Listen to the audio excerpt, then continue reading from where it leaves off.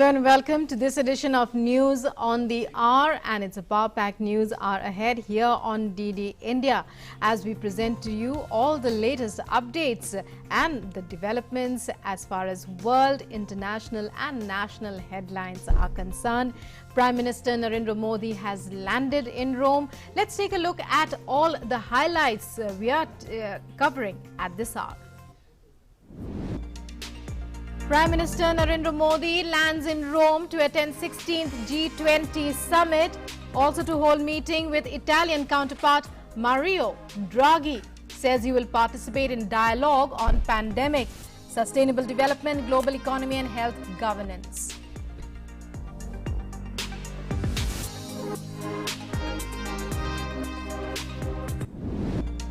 Prime Minister Modi to also attend World Leaders Summit of COP26 in Glasgow. COP26 will explore possibilities for further accelerating clean growth.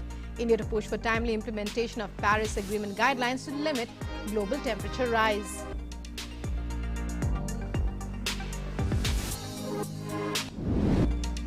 Centre extends COVID restrictions till November 30th to prevent further spread of the pandemic. States asked to maintain utmost vigil in respect of mass gathering events. Also, Centre to procure 30 crore COVID vaccine doses in the month of November. Aims to administer 12 crore doses during Har Ghar Dastak Maha campaign.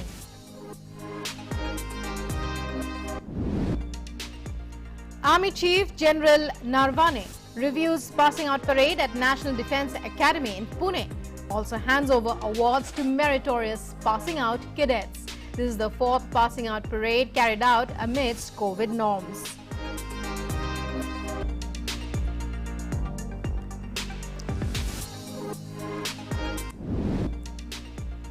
Appointments Committee of Cabinet approves reappointment of Shaktikanta Das as Reserve Bank of India Governor for a period of 3 years.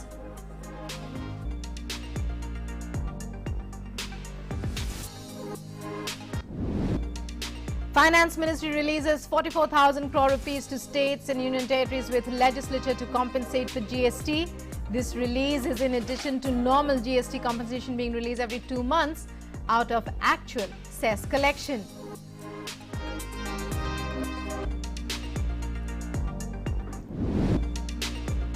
Indian shuttlers register outstanding performance at French Open Badminton. PV Sindhu enters quarterfinals with easy win. Lakshya Sen enters quarterfinals. Sameer Verma retires injured. Hello and welcome once again in our top story. As we were telling you, Prime Minister Narendra Modi arrived in Rome a short while ago. He was given a warm welcome in the Eternal City. PM is visiting Rome and the Vatican City at the invitation of Prime Minister of Italy, Mario Draghi, following which he will travel to Glasgow, the United Kingdom from the 1st to the 2nd of November at the invitation of the Prime Minister of UK, Boris Johnson.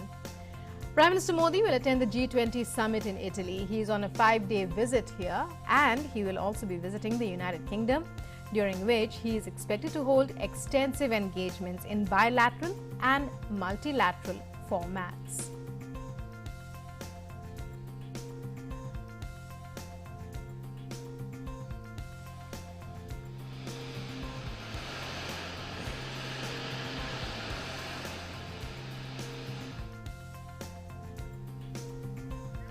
And here's a look at all that's lined up for Prime Minister Narendra Modi on the first leg of his visit to Italy, where he will participate in the G20 Summit, the most powerful grouping in the world, covering 80% of global GDP and 60% of the world's population.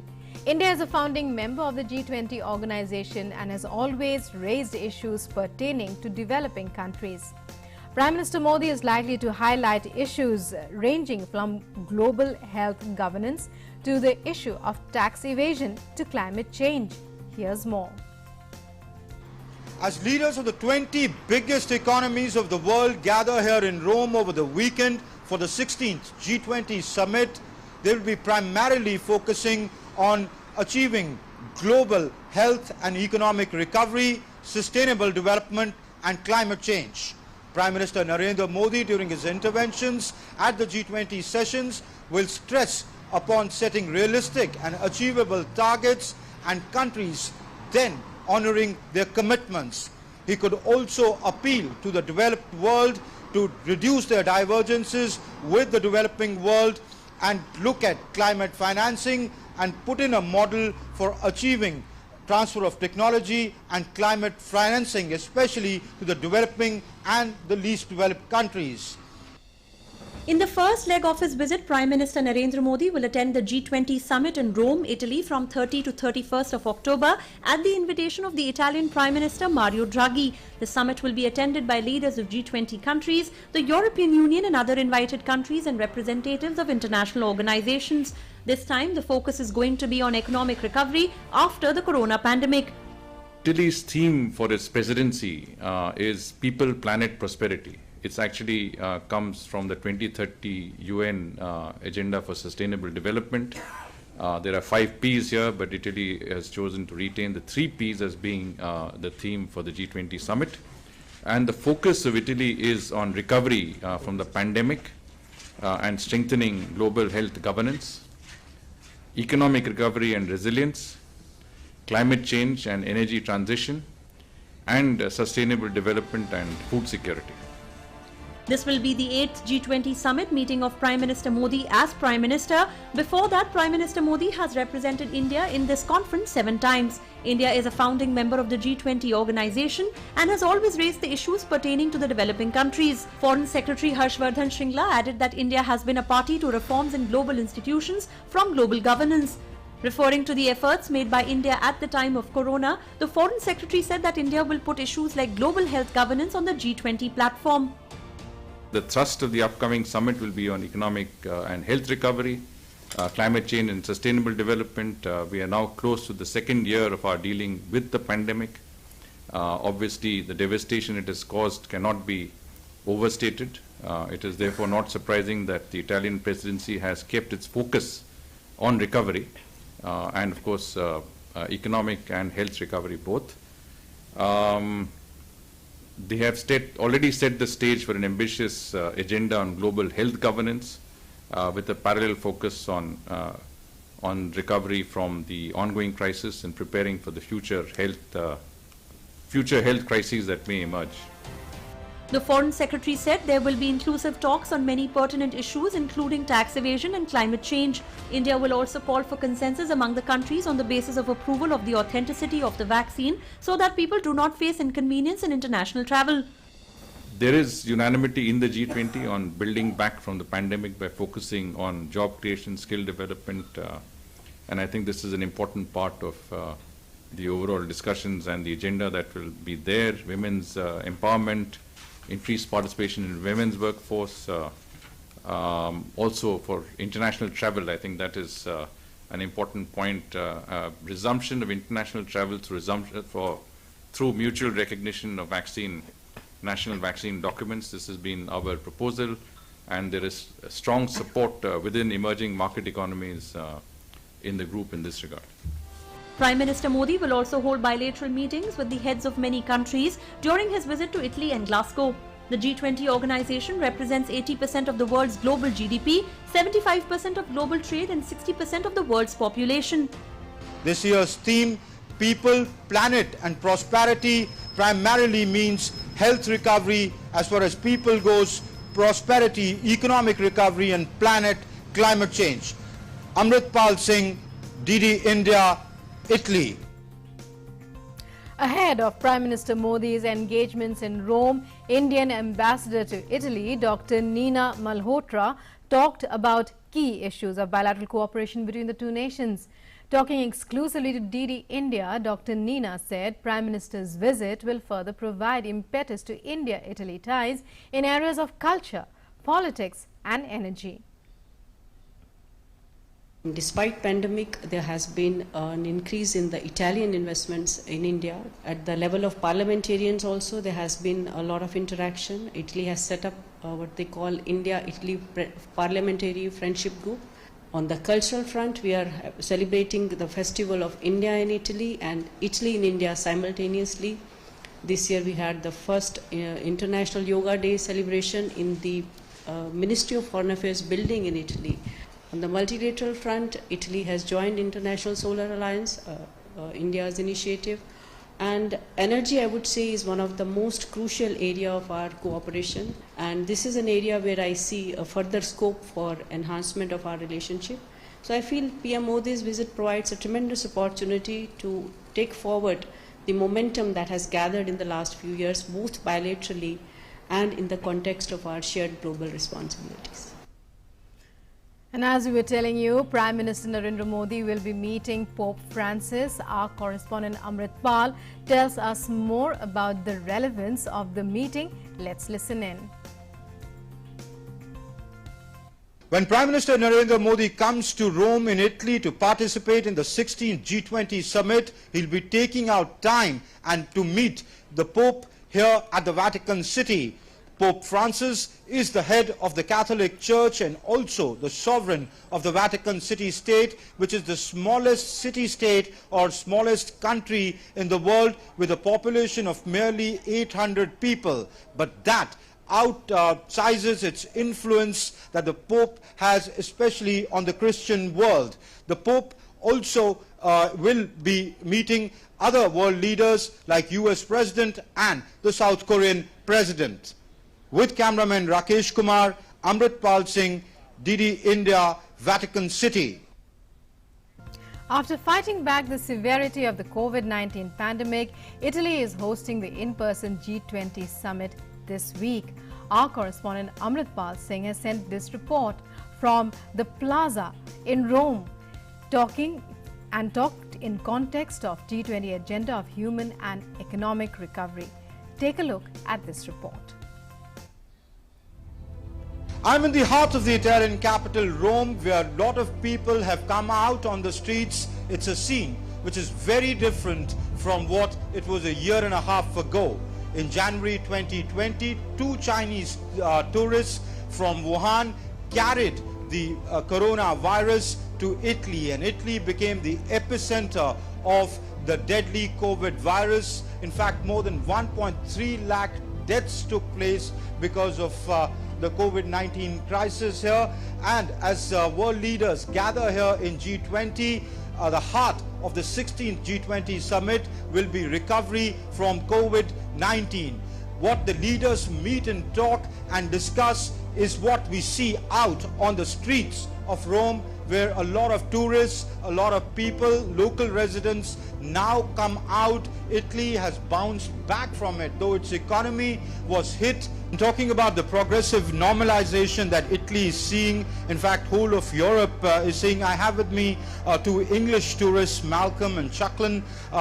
Malcolm, how do you see the situation now when it comes to COVID? And both of you decided to come from the United Kingdom to Italy here in Rome for tourism.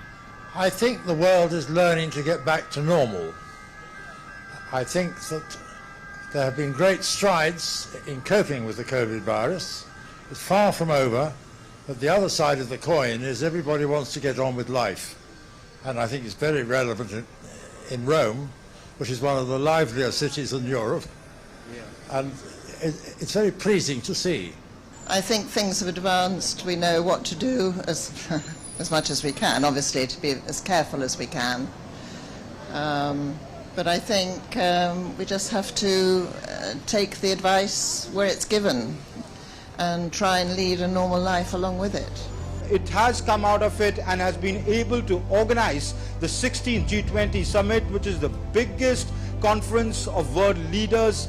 Last G20 had to be held virtually because of the pandemic, and this is a sign of changing times, and this is what would be key on the agenda of the G20 leaders when they meet here over the weekend in Rome. With my colleague Pradeep Galotra and cameraman Rakesh Kumar, Amrit Pal Singh, DD India, Rome, Italy. Meanwhile, in the run-up to the G20 Summit in Rome, Union Commerce and Industry Minister Piyush Goyal met the Finance Minister of Singapore, Lawrence Wong. The two leaders had an engaging discussion on closer bilateral cooperation by deepening trade and financial ties between India and Singapore. Earlier, Piyush Goyal held a bilateral meeting with European Union Sherpa Boyan Sibert ahead of the G20 Summit. Both sides discussed the joint role of India and the EU in enabling global economic and health recovery amidst the pandemic, with a key focus on trade and sustainable development.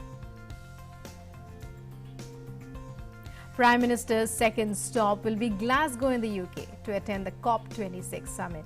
World leaders will gather to take stock of collective climate action to check global warming. The United Nations a few days ago had suggested that the world needs to do much more to avert an impending climate catastrophe in the coming decades. As Prime Minister Modi presents the ambitious climate targets and environment-friendly initiatives by India, he is likely to present the key challenges faced by developing countries in mitigating climate change. Here's more. Prime Minister Narendra Modi will visit UK to participate in the World Leaders Summit of COP26 in Glasgow. COP26 UN Climate Change Conference will take place from 31st October to 12th November 2021 in the UK. In the light of the worldwide effects of COVID-19, it was decided to reschedule the conference initially slated for November of 2020. It is expected to be attended by heads of state and government of more than 120 countries. So fairly wide representation at this summit. By way of background, the UNFCCC concluded in 1992. It embodies the global will and vision to combat climate change. For 3 decades, the UN has been bringing together almost every country in the world for global climate change summits called the Conference of Parties. These Conference of Parties provide opportunity for stock taking, charting the way forward to combat climate change. On the sidelines, Prime Minister will have key bilaterals with world leaders, including UK Prime Minister Boris Johnson. PM Modi will address the Leaders Summit and, along with UK Prime Minister Boris Johnson, jointly launch the ambitious transnational solar grid initiative, One Sun, One World, One Grid. One of the important events is the launch of the Global Green Grids Initiative, the One Sun, One World, One Grid of the International Solar Alliance. The Prime Minister will also separately launch the Infrastructure for Resilient Island States, or IRIS, an initiative of the Coalition of Disaster Resilient Infrastructure for island countries. This is primarily for small island developing states. This will be launched with the 2 other co-chairs, the UK Prime Minister and the Australian Prime Minister. Prime Minister will highlight India's climate actions and engage with many leaders for completion of Paris Agreement implementation guidelines, mobilization of finance, actions to strengthen climate adaptation, technology development and transfer and importance of sustainable lifestyles. COP21 in Paris did have certain commitments that were to be fulfilled. I'm happy to say that India has been one of the best performers in the G20 as far as meeting commitments of COP26 are concerned. We are well on our way to meeting our NDC commitments and even doing better than that. So from our perspective, our commitments have been very much in place.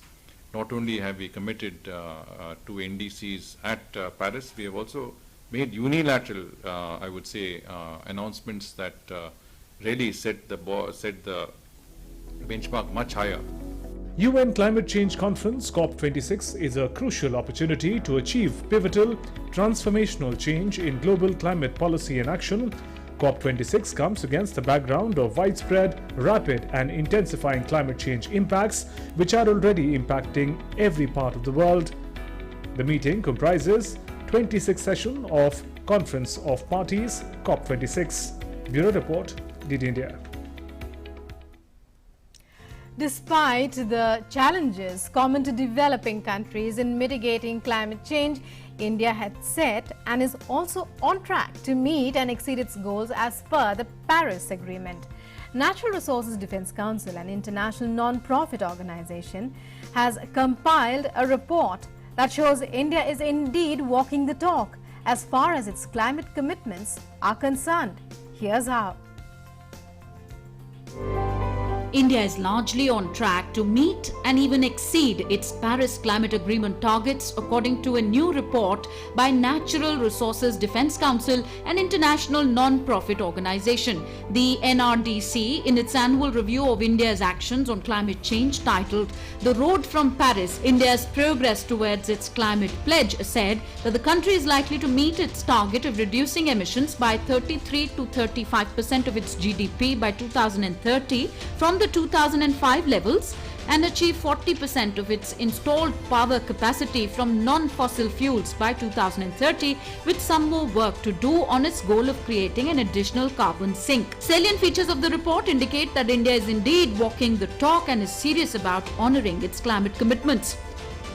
Though fossil fuels still account for the majority of India's power generation, the share of thermal capacity has decreased to 60.7%.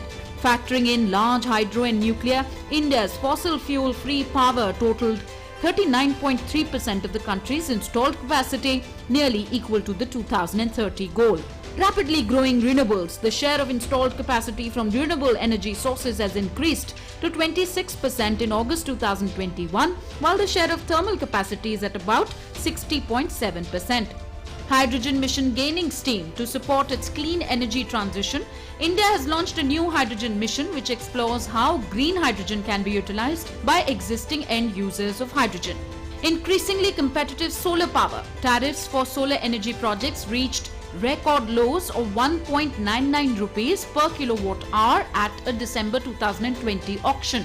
Advancing electric mobility under phase 2 of the faster adoption and manufacture of electric vehicle scheme, India has allocated 10,000 crore rupees to advance electric mobility as well as electric vehicle charging infrastructure. Advancing energy efficient buildings, as of July 2021, 18 states and 2 union territories have notified the Energy Conservation Building Code (ECBC).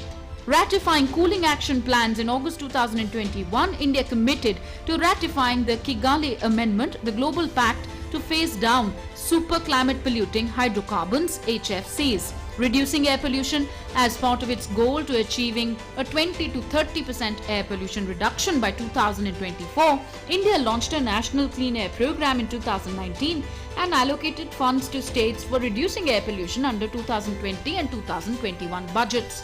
Prime Minister Narendra Modi will attend the upcoming International Climate Conference on COP26 in Glasgow, which will be held from October 31st to November 12th. Bureau Report, DD India. And in COVID updates, our COVID-19 vaccination coverage is about to touch the 105 crore mark. Cumulatively, over 104.82 crore vaccine doses have been administered so far under the world's largest vaccination program.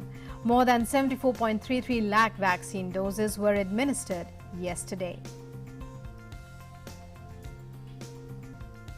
And now for an update on the COVID situation across the country.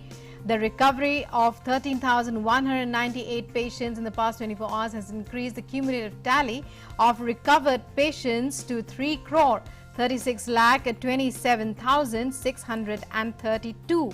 Consequently, our recovery rate now stands at 98.19%. Sustained and collaborative efforts by the Centre and the States and Union Territories continue the trend of less than 50,000 daily new cases being reported. 14,348 new cases were reported in the past 24 hours. Active cases account for less than 1% of total cases and currently stands at 0.47%, which is the lowest since March 2020. India's active caseload stands at 1,61,334. The weekly positivity rate currently stands at 1.18%, less than 2% for the past 35 days. Daily positivity rate stands at 1.12%, less than 2% for the last 25 days. 60.58 crore total tests have been conducted so far. The Home Ministry has extended COVID restrictions across the country till the 30th of November to prevent any further spread of the pandemic. Earlier, the ministry had asked states and union territories to focus on the five-fold strategy of test, track, treat, vaccination and adherence to COVID-appropriate behavior. States have also been asked to maintain utmost vigil in respect of mass gathering events to avoid any possibility of a surge in COVID-19 cases. In a major boost to the COVID vaccination campaign, the centre will procure 30 crore vaccine doses in the month of November. The government will get 6 crores of Covaxin, 22 crores of Covishield and 2 crores of Zyco vaccine. Har Ghar Dastak Maha campaign will be conducted from the 2nd of November to the 2nd of December. Under this, 12 crore doses will be administered. As part of the Har Ghar Dastak drive, healthcare workers will conduct door-to-door vaccinations of people eligible for the second dose, as well as those who are yet to be administered their first jab as a shield against the virus. Chief of Army Staff General Manoj Mukund Narvane was the reviewing officer for the passing out parade of the 141st course of the National Defence Academy in Pune today. The parade was held to mark the completion of the 3 years of rigorous training at the Academy for the cadets this year. Addressing the gathering, the Army Chief called upon the young officers to be aware of new responsibilities and to live their lives in discipline and with integrity.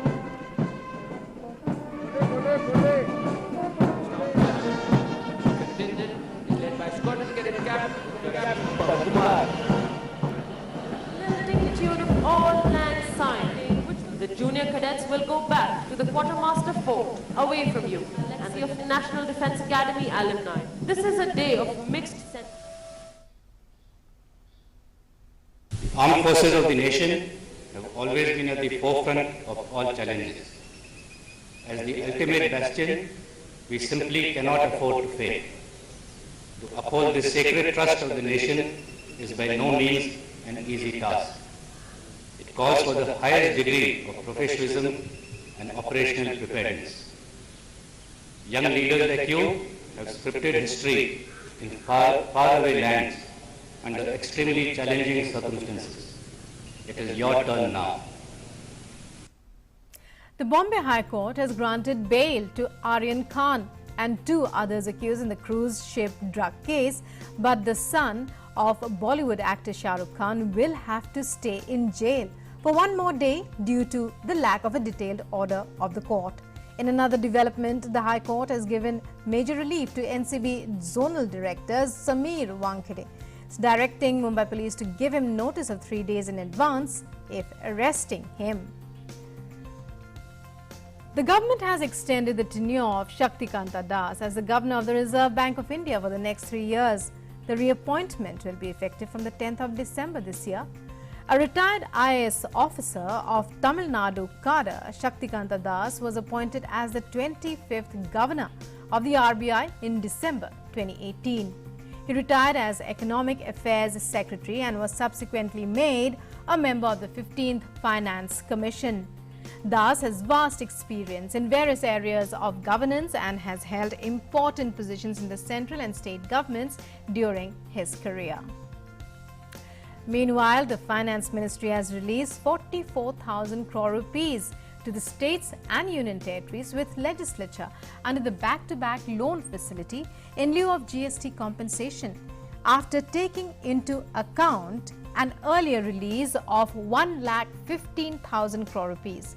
The total amount released in the current financial year is 1,59,000 crore rupees. The ministry has said this release is in addition to normal GST compensation being released every 2 months out of actual cess collection.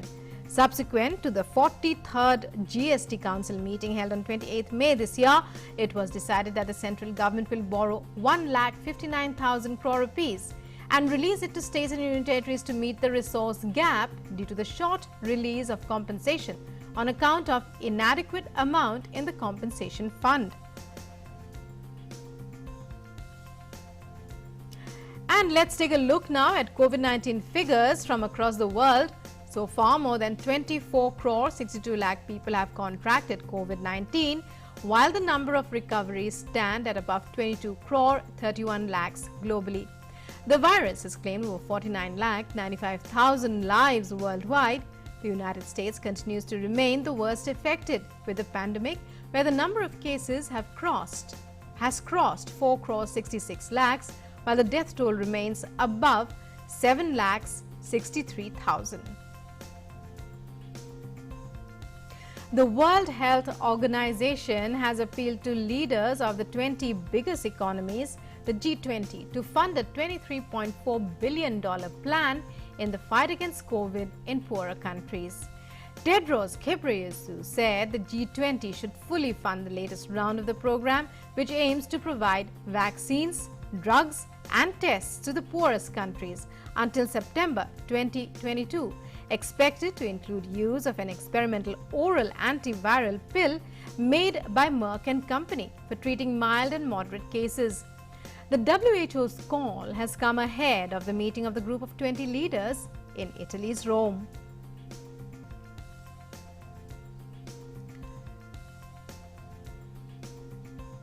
Britain will do away with the mandatory COVID-19 quarantine measures on arrival from red list countries. Britain's Transport Minister Grant Shapps said that the country will remove the 10-day-long mandatory quarantine on arrival from the 7 red list countries from the 1st of November. The countries include Colombia, the Dominican Republic, Ecuador, Haiti, Panama, Peru and Venezuela. The minister also said that 30 more countries would be added to a list of nations whose coronavirus vaccinations are recognized by Britain, taking the total to more than 135 countries. Britain has more than 89,36,000 cases of COVID-19, with fatalities crossing 1,40,000. And in the United States, hundreds of fireworkers of New York City staged a protest outside the mayor's residence, expressing their discontent over the mandatory COVID-19 vaccination rule. New York's Mayor Bill de Blasio had issued a deadline last week for over 50,000 employees of New York to submit proof of being vaccinated. Those who failed to show proof risked being sent home without pay. Some call the mandate an infringement on their personal liberties. New York alone has more than 26,28,000 cases of COVID-19 in the US. The US's cumulative COVID-19 cases have crossed 4 crore 66 lakh, while the fatalities stand above 7 lakh 63,000. With a recent massive surge in coronavirus infections in Russia, shops, restaurants and schools have shut down in Moscow in a partial lockdown as Russia battles record COVID deaths and infections. Only essential shops like supermarkets and pharmacies are allowed to open in the capital, while food outlets are only providing takeaways. Authorities have also given workers across Russia 9 days off from Saturday in a bid to curb infections. Russia has reported a record 1,159 deaths from COVID in the past 24 hours. The official data also released 40,096 new infections in 85 regions here. Russia's last major lockdown was in May to June 2020. The overall COVID death toll there in the pandemic is officially more than 2,30,000, the highest in Europe and one of the highest in the world.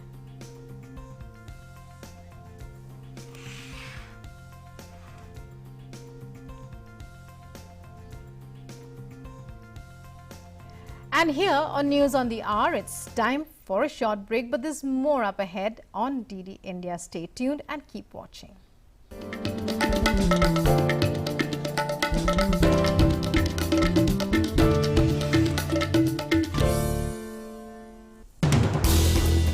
As the day unfolds and news and events take shape, we get you complete coverage of every news breaking in, tracking new developments as they happen.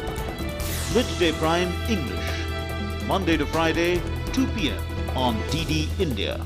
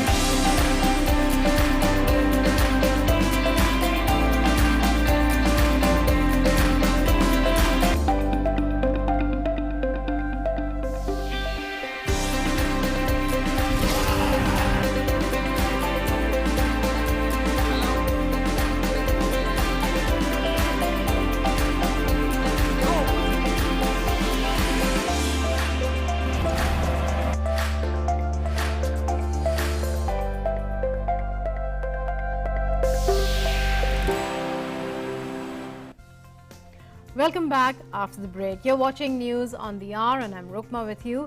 In some other international news, social media giant Facebook Inc. unveiled a new name and logo at its headquarters in Menlo Park in California on Thursday, replacing its thumbs-up like logo with a blue infinity shape. The company announced it would rebrand as Meta, a name change that underscores its ambitions to refocus the world's largest social network on building the metaverse. The rebrand comes as the company battles criticism from lawmakers and regulators over its market power, algorithmic decisions, and the policing of abuses on its platforms. CEO Mark Zuckerberg, speaking at the company's live-stream virtual and augmented reality conference, said the new name reflected its focus on building this new virtual realm rather than its namesake social media service. The tech giant has said the change would bring together its different apps and technologies under one new brand. However, it said it would not change its corporate structure. To reflect who we are and what we hope to build, I am proud to announce that starting today, our company is now Meta. In Bangladesh, the country's High Court has ordered a judicial probe into the recent incidents of communal violence that claimed the lives of 6 locals during Durga Puja last month. In its order, the court has asked the judicial magistrates of Rangpur, Kamila, Chattogram, Feni, Chandpur and Noakhali to probe the incidents of communal violence and submit the report within 60 days. The High Court also asked the concerned authorities to explain as to why it should not declare as illegal the inaction of the local administration to ensure security of the victims. Bangladesh witnessed vandalism against temples and attacks on minority Hindu community homes and business establishments across several places, following a reported desecration of the Holy Quran inside a puja mandap in Kumila. Subsequently, police arrested Iqbal Hussain, who confessed to have committed the act of desecration inside the mandap. In the United States, a complaint of sexual harassment has been filed against former New York Governor Andrew Cuomo in a court in Albany. Cuomo had resigned as governor in August after 10.5 years in office, following a probe that found he had sexually harassed 11 women. New York Attorney General Letitia James said a 5-month independent investigation concluded that Cuomo had engaged in conduct that violated federal and state laws. However, he has strenuously denied the charges, claiming he was the victim of a political vendetta.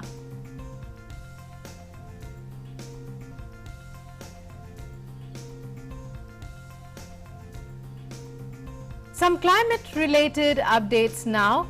Let's take an update from Spain from Spain's La Palma Island, where the Cumbre Vieja volcano has stepped into its 6th week of activity, having begun on the 19th of September.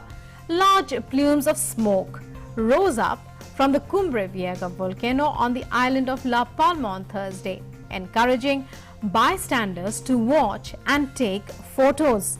A volcanologist with Spain's National Geographic Institute said the volcanic activity was likely to increase inside La Palma's exclusion zone, but lava flows were unlikely to reach the sea. Nearly 7,000 people have had to evacuate their homes in La Palma.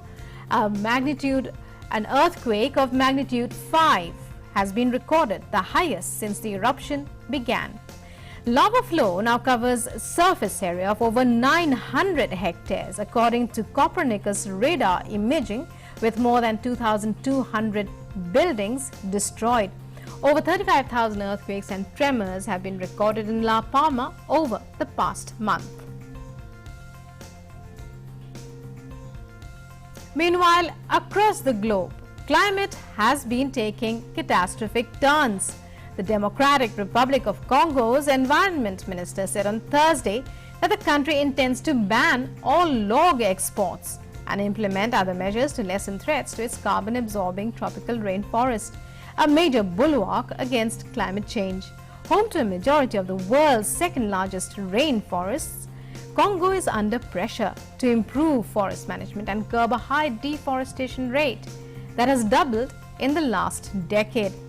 The Congo Basin rainforest, 60% of which lies in the Congo, sucks approximately 4% of global carbon dioxide emissions out of the atmosphere annually. The Environment Ministry's plan to lift a 2002 moratorium on new industrial logging concessions has dismayed environmental groups and scientists who have warned of catastrophic environmental, social and climatic impacts.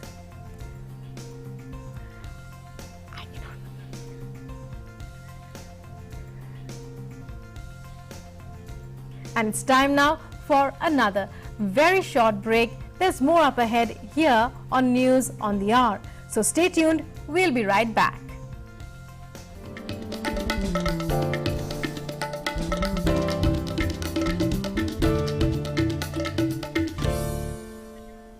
Namaste India. Namaste land. Marhaban ila al-Hind. Zari India. Salam India. Namaste India. Namaskar Bharata.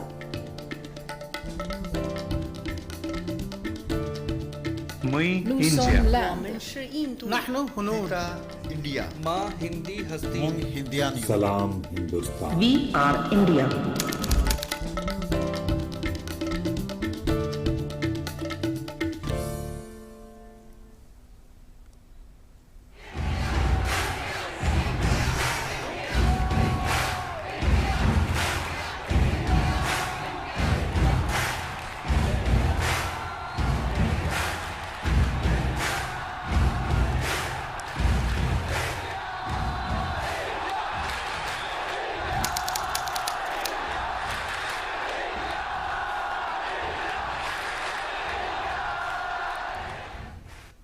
Your window to rising India. India's voice on global platforms. Latest news from India and around the world. In-depth analysis of global headlines. Watch DD India in your country. Available for downlink in all Southeast Asian countries. STTV broadcast is available through the satellite GSAT 17 at 93.5 degrees east. HDTV broadcast is available through the satellite GSAT 10 at 83 degrees east. For technical details, scan here. Switch to DD India now. With the world's largest COVID vaccination drive, India is leading the way. As the vaccine reaches every corner of the nation, do not forget the mantra, Dawai bhi, Kadai bhi. Let's continue our fight against COVID-19. Vaccination along with social distancing, sanitization and masks. Mask up, India! Put your mask on and cover your nose and be safe. Mask Up India.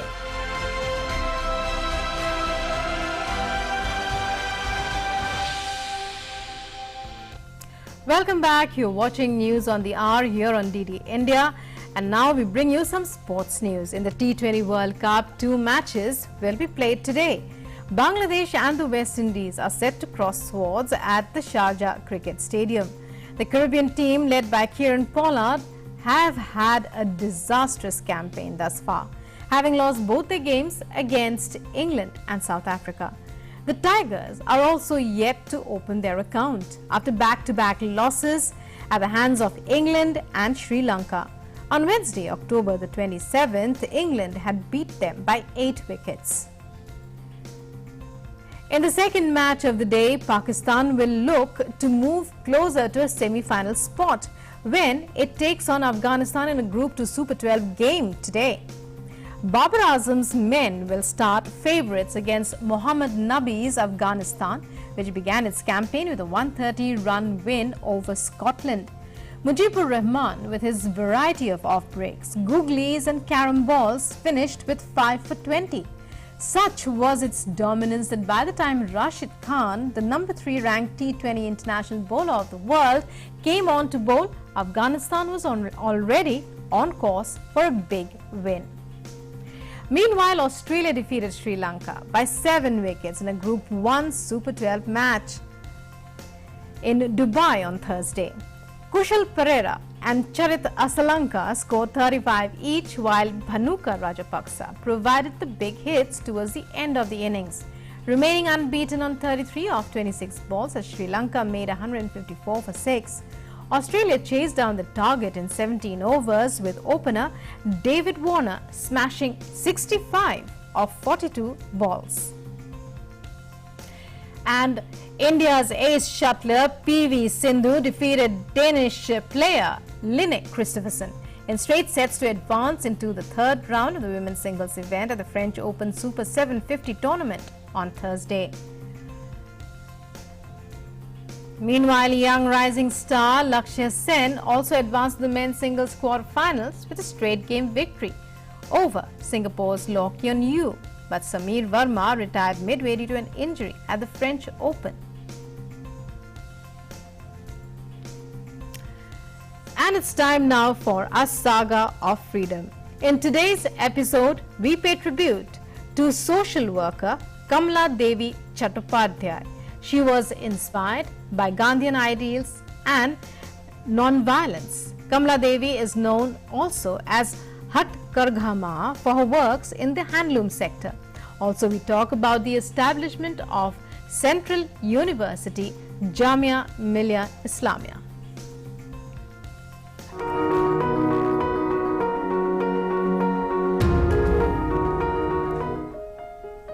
29th October is the death anniversary of the great freedom fighter and social activist Kamala Devi Chattopadhyay. She passed away in 1988 in Mumbai at the age of 85.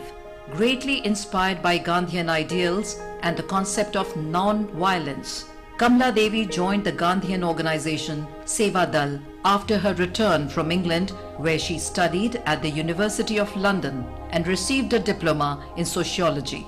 She enrolled herself in the nationalist struggle as a member of the Congress party.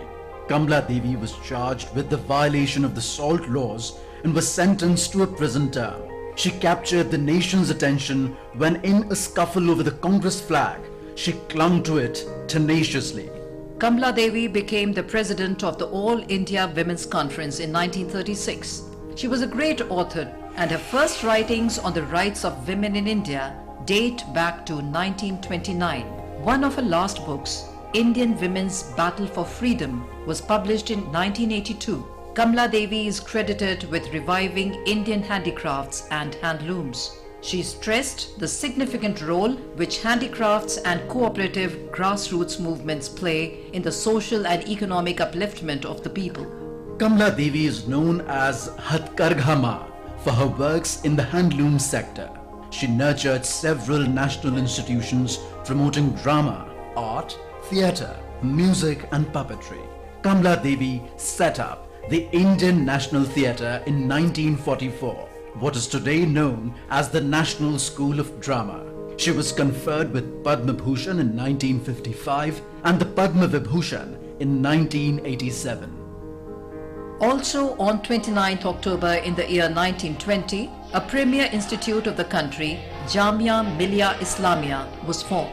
Responding to Gandhiji's call to boycott all educational institutions supported or run by the colonial regime, a group of nationalist teachers and students quit Aligarh Muslim University, protesting against its pro-British inclinations, and laid the foundation of Jamia Institute. The known freedom fighter and Muslim theologian Maulana Mahmud Hassan laid the foundation stone of Jamia Millia Islamia at Aligarh on Friday, the 29th of October 1920. On 22nd of November 1920, Hakim Ajmal Khan was elected as the first Chancellor of Jamia. Muhammad Ali Johar became its first Vice Chancellor. Jamia participated in the Bardoli Resolution and sent volunteers across the country to motivate people to fight for the freedom of the country. The colonial British government soon imprisoned many of its teachers and students. In 1922, Gandhiji called off the non-cooperation movement and Mustafa Kemal Ataturk declared the end of the Khilafat in 1924. At this time, Hakim Ajmal Khan, Dr. Mukhtar Ahmad Ansari and Abdul Majid Khwaja The first trio, supported by Gandhiji, shifted Jamia from Aligarh to Karol Bagh in New Delhi in 1925. Gandhiji boosted the morale of Jamia, saying, "The Jamia has to run. I will go about with a begging bowl." On 1st of March 1935, the foundation stone for a school building was laid at Okhla, a village in the southern outskirts of Delhi. In 1936, all institutions of Jamia were shifted to the new campus. In 1988, by a special act of the Parliament, Jamia Millia Islamia was made a central university.